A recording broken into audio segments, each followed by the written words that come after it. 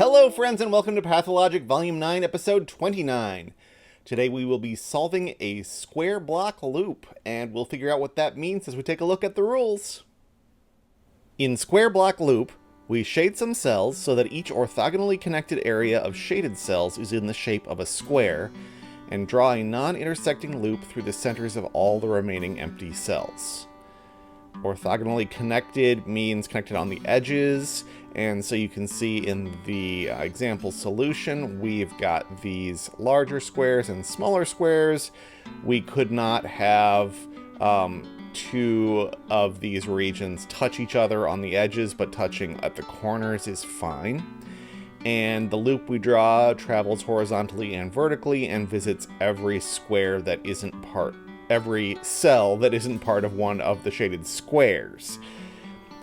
A clue outside the grid indicates the number of shaded cells in the corresponding row or column. So this 3 is telling us that there are 1, 2, 3 shaded cells in that column, whereas this 0 is telling us there are no shaded cells at all in that row.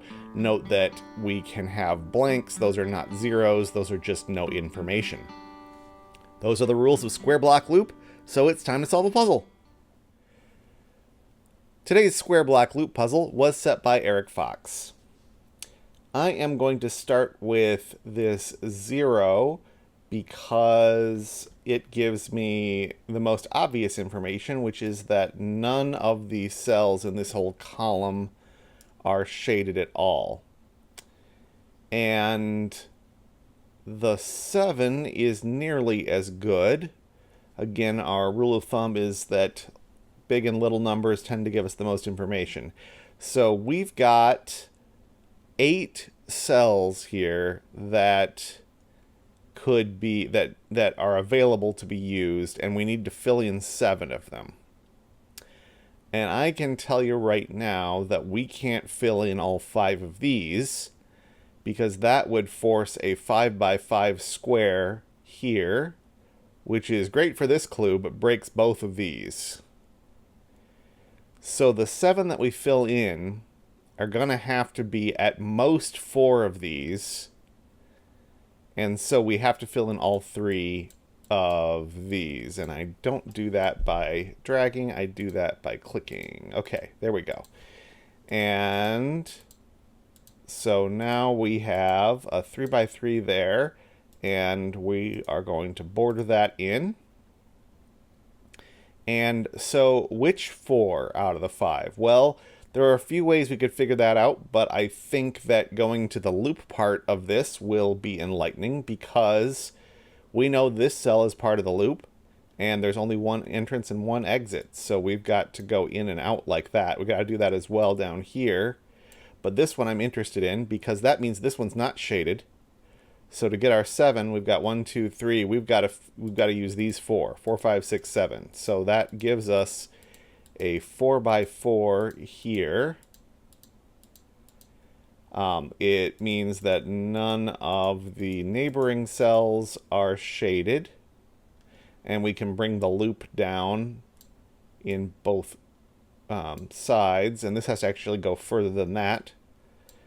And then these 4 are already all done, so we can shade in the rest of these.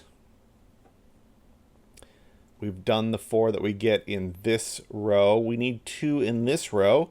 They're going to come from right there, and that gives us the size of that square. We have to fit 2 in this column. We have 5 to fit here, and we need to put 1 more. And I can tell you some things about where that can go. It can't go here, because we'd make a dead end. And it can't go here, because it would make a dead end there.